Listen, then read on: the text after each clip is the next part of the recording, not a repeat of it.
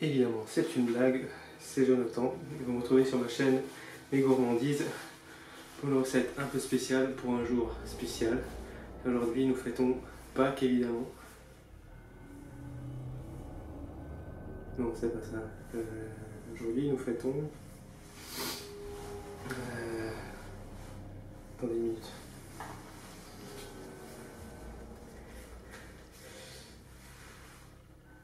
Allô?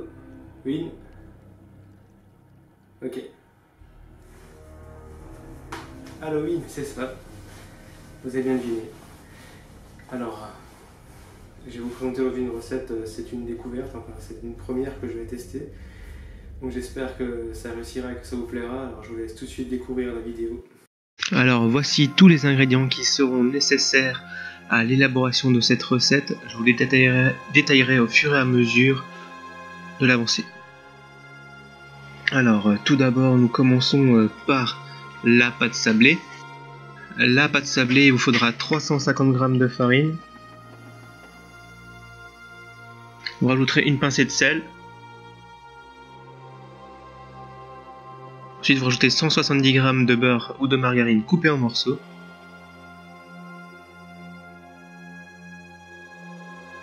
Si vous utilisez un robot, prenez le batteur K. Je vous montrerai dans une prochaine vidéo comment faire vos pâtes à tarte manuellement.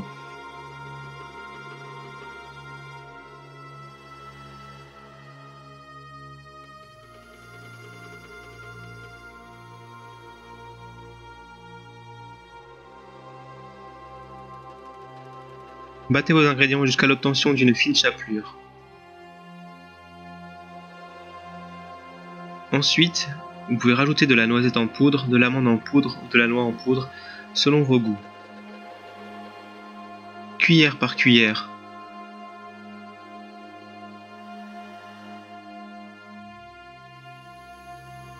Suite à ça, tout en gardant votre robot en fonction, rajoutez l'eau cuillère par cuillère jusqu'à l'obtention d'une pâte. Pensez à fariner votre plan de travail pour pouvoir mieux manipuler votre pâte et pour éviter qu'elle n'accroche à votre plan de travail.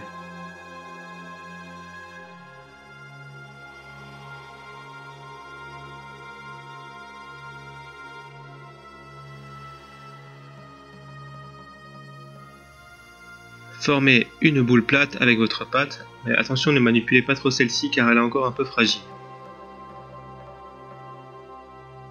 Recouvrez-la de film transparent et laissez reposer pendant 30 minutes au frigo. Maintenant on passe aux oranges, on va zester à l'aide d'un zesteur.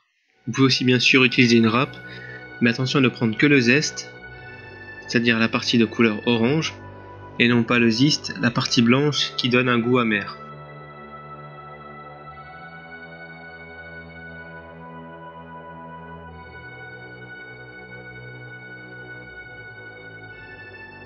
Répétez l'opération pour vos 4 oranges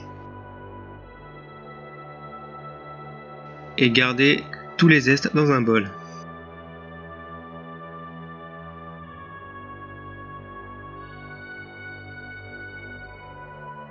Pour la gousse de vanille, on va la couper dans le sens de la longueur. Faites bien attention à ne pas vous couper. Ouvrez la gousse en deux et à l'aide de la pointe de votre couteau, grattez pour récupérer tous les grains de vanille. Pour les oranges, récupérez tout le jus des 4 oranges. Vous pouvez le faire manuellement comme moi ou utiliser un presse-agrumes si vous en possédez un.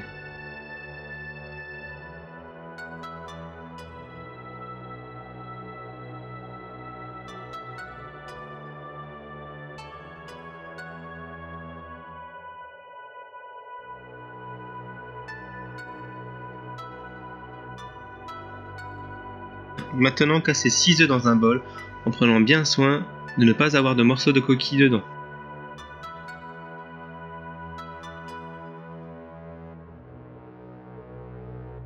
Battez très rapidement au fouet, puis mettez de côté. Maintenant que votre pâte a reposé, mettez-la sur votre plan de travail, mettez-la entre deux papiers de cuisson et vous pouvez l'abaisser et l'étaler à la taille de votre moule à tarte.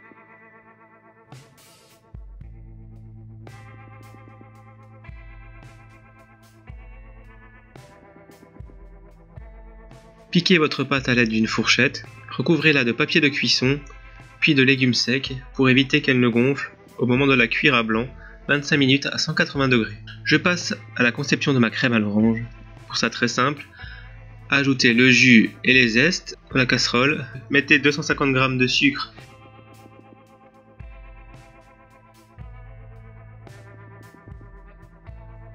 et 3 cuillères à soupe de maïzena. Mélangez puis commencez à chauffer à feu doux.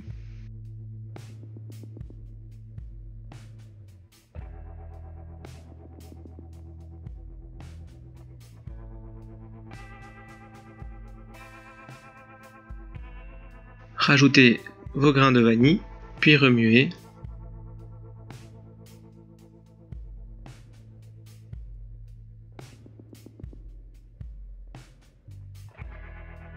Vous n'avez maintenant plus qu'à rajouter vos œufs et vous allez mettre à feu fort et remuer tout le long jusqu'à ce que votre crème épaississe. Ne vous cessez jamais de remuer, sinon votre crème pourrait brûler.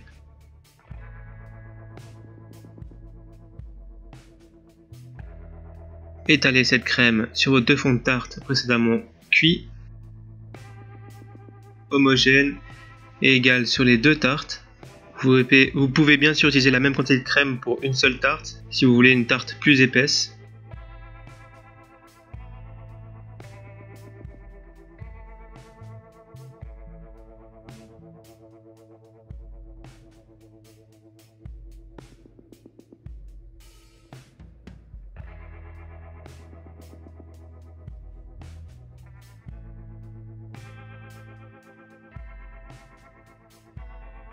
Besoin de 2 œufs que vous allez casser et vous séparez le blanc du jaune. Si vous avez du mal à séparer le blanc du jaune, vous pouvez utiliser une cuillère munie de trous. Le jaune restera dans la cuillère tandis que le blanc sera dans votre bol.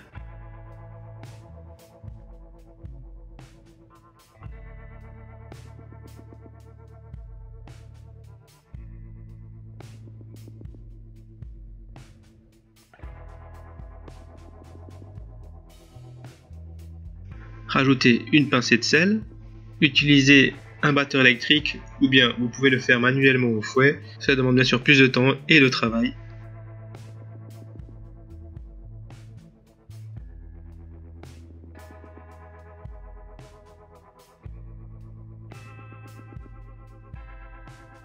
Une fois vos blancs bien fermes, rajoutez 100 g de sucre et une demi-cuillère à café de levure, continuez à battre.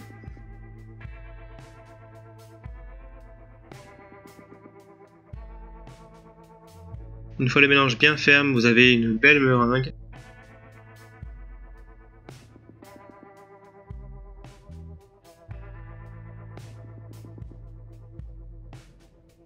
Ensuite, je mets ma meringue dans une poche à douille et je vais commencer à tracer les traits horizontalement et verticalement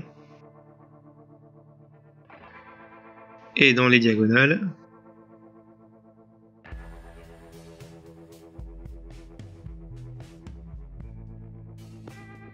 Tracez ensuite des cercles tout autour de ces traits de façon à former une toile d'araignée. Petite précision pour vos tartes, vous allez les cuire pendant 10 minutes à 180 degrés pour la tarte sans meringue en chaleur traditionnelle, et pour la tarte avec de la meringue, vous allez la faire chauffer à 150 degrés pendant 10 minutes et vous allez un peu la laisser aussi sous le grill. Ensuite, faites fondre votre chocolat. Moi j'utilise la technique du bain-marie, c'est-à-dire que je fais chauffer de l'eau dans une grande casserole sans atteindre l'ébullition, et puis je vais mettre mon chocolat dans une plus petite casserole que je vais venir poser au contact de l'eau, ce qui va permettre de faire chauffer assez rapidement et de faire fondre assez rapidement mon chocolat.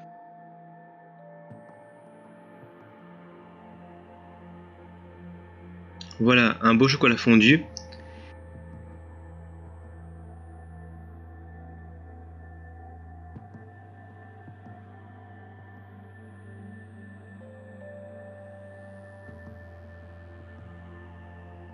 Ensuite, pour les décorations, pour la tarte, la première sans meringue, j'ai décidé de faire une décoration de type citrouille.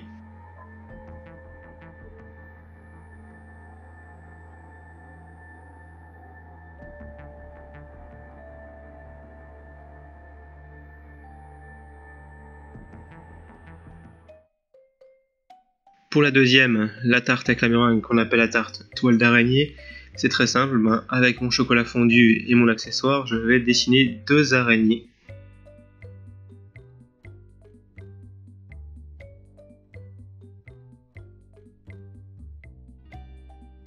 Voilà, et au milieu, je vais mettre une petite mouche pour faire comme une bataille entre les 2 araignées pour manger. Voilà, la recette est terminée. Dès à présent une belle tarte d'Halloween. Je vais dès à présent à déguster.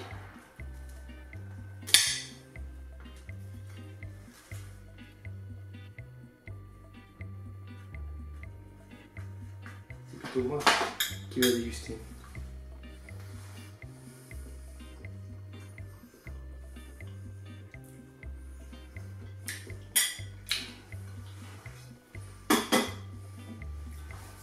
Alors c'est vraiment délicieux, c'est une belle découverte et une belle première. C'est complètement différent de la tarte citron, où c'est un peu plus doux, on n'a pas de côté acide, et puis avec la vanille qui ramène aussi un peu de douceur, et on a cette pâte sablée à la noisette qui est aussi délicieuse. Donc je vous invite vraiment à reproduire cette recette qui devrait plaire aux petits comme aux grands. Et voilà, alors moi, pour terminer, je vous dis rendez-vous la semaine prochaine, à la même heure, sur la même chaîne. Salut!